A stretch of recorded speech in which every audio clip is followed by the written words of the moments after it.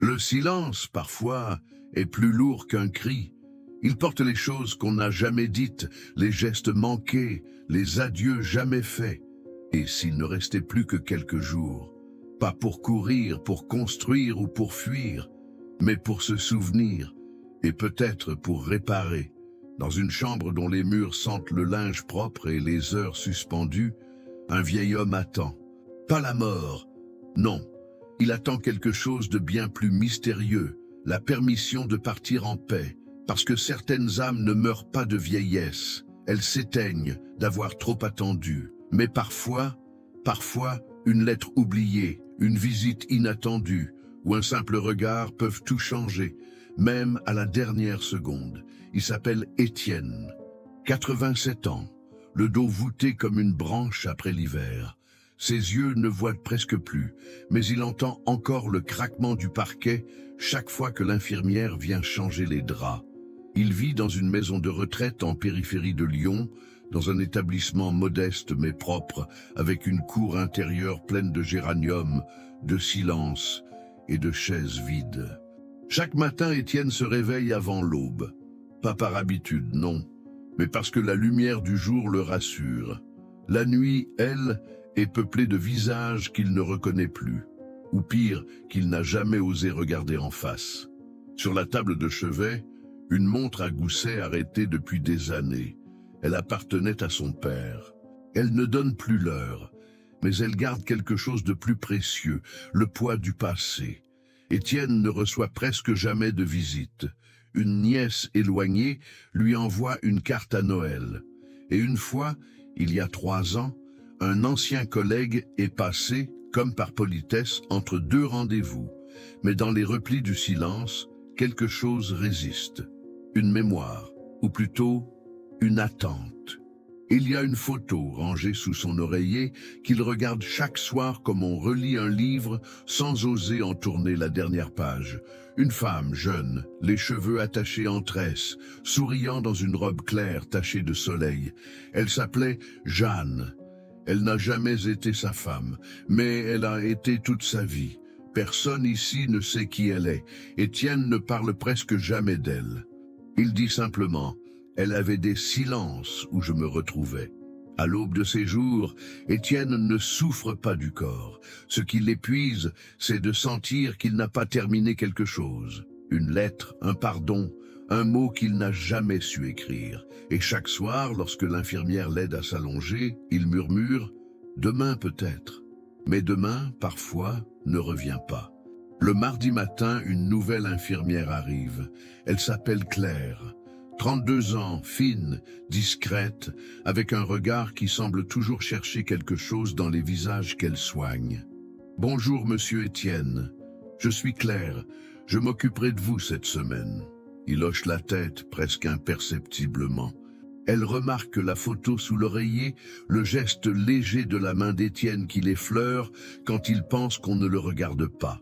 Claire n'est pas curieuse, mais elle sent une densité, comme un mot suspendu dans l'air depuis trop longtemps. Les jours passent. Elle prend son temps avec lui. Elle lui parle peu, mais elle l'écoute. Un après-midi, alors qu'elle l'aide à s'habiller, elle ose demander doucement « C'est votre fille sur la photo ?» Un silence. Puis Étienne murmure « Non, c'est la seule chose que j'ai jamais voulu dire et que je n'ai jamais dite. » Claire ne pose pas d'autres questions. Mais ce jour-là, quelque chose change. Le soir, elle trouve une vieille enveloppe dans le tiroir d'Étienne. Une lettre commencée, jamais finie.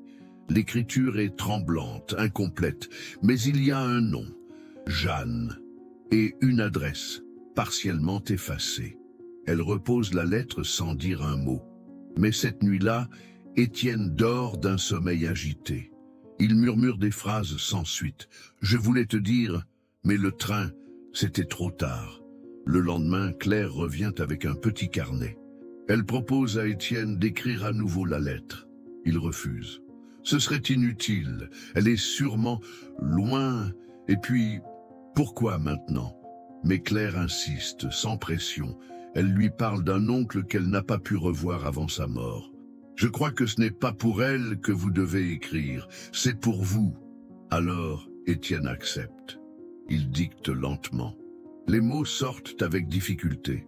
Certains sont lourds, d'autres fragiles comme du verre. « Jeanne, je ne sais pas si cette lettre te trouvera, mais il y a longtemps, j'ai gardé quelque chose qui aurait dû t'appartenir. La vérité. Je t'aimais, et j'ai fui, parce que j'avais peur. Peur de toi, de ce que tu réveillais en moi. Je n'ai pas vécu depuis. J'ai traversé les années comme on traverse une maison vide. » Claire écrit en silence. Quand elle relève la tête, Étienne pleure, pas de grands sanglots, mais des larmes anciennes, comme celles d'un puits trop longtemps sec. Le soir même, Claire fait une recherche discrète. L'adresse n'existe plus. Mais un nom similaire apparaît sur un registre. Jeanne Roussel, 85 ans, vivant à quelques heures de là. Elle hésite. Doit-elle contacter cette femme? Est-ce trahir la confiance d'Étienne? Mais au fond d'elle, elle sait, ce n'est pas une indiscrétion, c'est une délivrance. Elle glisse un mot à Étienne. « Je crois avoir retrouvé sa trace. » Il reste silencieux, puis presque inaudible. Alors, peut-être, il n'est pas trop tard. Si cette histoire touche quelque chose en vous, laissez un j'aime et gardez cette vidéo. On a tous une lettre non écrite quelque part. Peut-être que ce soir, c'est le moment de commencer. Et si vous connaissez quelqu'un qui attend encore une voix du passé, partagez cette histoire avec lui. Le lendemain, Claire revient avec une nouvelle plus précise. « Je l'ai appelée, elle vit encore, elle a entendu votre nom, et elle n'a rien dit pendant 30 secondes. Puis elle a simplement dit « Dites-lui que je peux venir lundi. » Lundi, c'est dans 3 jours. 3 jours de plus pour Étienne. 3 jours de battements suspendus. Il ne parle presque pas durant ce temps. Il garde la lettre dans ses mains comme une boussole. Il recommence à s'habiller seul, lentement. Il demande à Claire de lui prêter un miroir. Il lève un sourcil devant son reflet et sourit doucement. « Tu vieillis, mon vieux. » Le lundi arrive. Il pleut doucement. Pas une pluie froide, une pluie de printemps, tendre et nostalgique, comme un rideau transparent entre le monde et l'intérieur. Claire attend à l'entrée. Étienne est assis dans un fauteuil près de la fenêtre. Il regarde le jardin, les géraniums, le vide. Puis une silhouette entre, fine, frêle, un manteau bleu pâle, des cheveux blancs attachés. Jeanne. Elle ne dit rien au début. Elle s'approche. Étienne tourne lentement la tête. Il plisse les yeux. Il murmure « Tu es venu... » Elle hoche la tête. Il cherche ses mots. Ils sont là, au bord des lèvres, trop nombreux pour sortir ensemble. Il tend la lettre. Elle ne la prend pas. Elle prend sa main. « Tu n'as pas besoin de l'écrire. » Il reste là, en silence. 20 minutes, 30. Puis, Jeanne sort un petit papier de son sac, un vieux billet de train, jauni par le temps. « Je l'ai gardé, le jour où tu n'es pas venu. » Elle le pose sur la table. Étienne baisse les yeux. « J'étais là, mais je n'ai pas eu le courage. Je t'ai vu et je suis parti. » Elle ferme les yeux. Un silence, pas pesant. Un silence habité. Puis elle sourit. « C'est étrange, Étienne. Je t'ai aimé et je ne t'ai jamais oublié. Mais je n'ai jamais eu besoin d'explications. Ce que nous avions n'avait pas de fin. Juste une interruption. » Il pleure, cette fois sans honte. Elle pose son front contre le sien. « Je ne suis pas venu pour te juger, je suis venu pour te tenir la main. » Il ferme les yeux. Ses épaules se relâchent. Un souffle profond, long, comme une expiration qui dure depuis 40 ans. Claire observe depuis la porte. Elle sent que quelque chose a été rendu à sa place, que le monde est, pour une seconde, réconcilié. Plus tard, quand Jeanne est repartie, Étienne s'endort. Il ne se réveillera pas. Le lendemain, la chambre est vide. Les draps sont tirés. La montre à gousset repose sur la table, arrêtée à 15h12.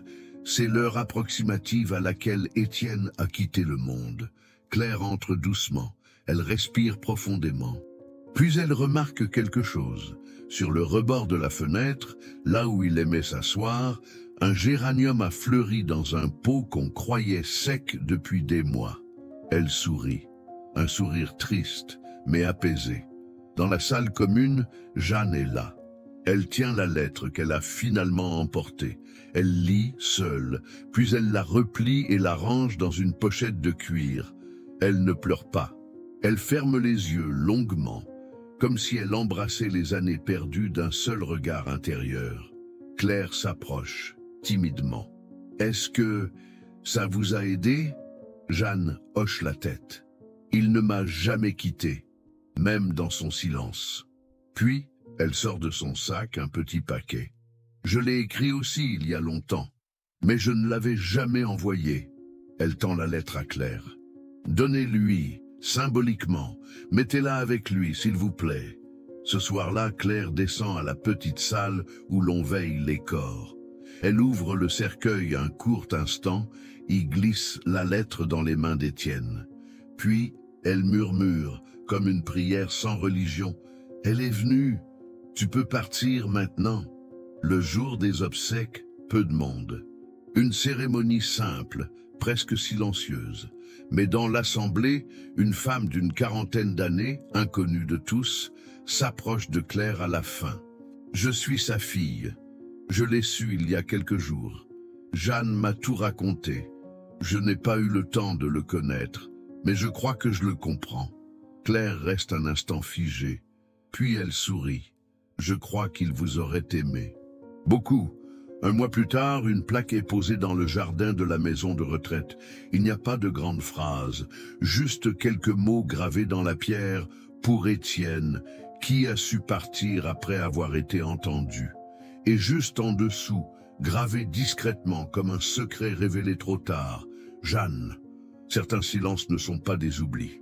Ils sont des chambres où l'on garde ce que l'on n'a jamais su dire. Mais parfois, au bord du dernier souffle, une seule main tendue suffit, et ce qu'on croyait perdu trouve enfin un lieu pour exister. L'amour n'a pas toujours besoin de finir pour avoir un sens. Il suffit qu'il ait été. Et quand les mots manquent, c'est la présence, même tardive, qui sauve. Si cette histoire a touché votre cœur, aimez-la et partagez-la avec quelqu'un qui a peut-être encore une lettre à écrire. Et dites-nous en commentaire, quelle parole oubliée mérite encore d'être prononcée? Abonnez-vous à notre chaîne pour découvrir d'autres histoires qui honorent ce qui compte vraiment.